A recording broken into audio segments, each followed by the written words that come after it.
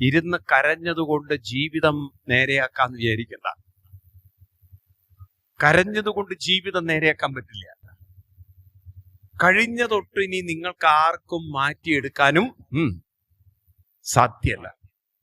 കുറ്റബോധങ്ങളും വിഷമങ്ങളും വേദനകളും അയവിറക്കിയാൽ, ശ്രദ്ധിക്കുക എന്താ പറയുന്നത്, നിങ്ങളുടെ മനസ്സിൽ കുറ്റബോധങ്ങളും വിഷമങ്ങളും വേദനകളും നിങ്ങൾ ആവർത്തിച്ച് അയവിറക്കിക്കൊണ്ടാൽ എന്താ സംഭവിക്കുക അറിയോ?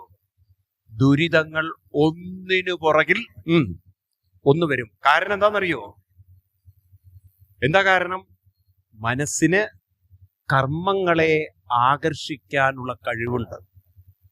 ശ്രദ്ധിക്കൂ, നിങ്ങൾക്ക് മനസ്സിലാവും. ഈ ഭൂമിക്ക് ഭൂഗുരുത്വാകർഷണമുണ്ടെന്ന് നമ്മളെ പഠിപ്പിച്ചു. പക്ഷെ മനുഷ്യന്റെ മനസ്സിനും ആകർഷണമുണ്ടെന്ന്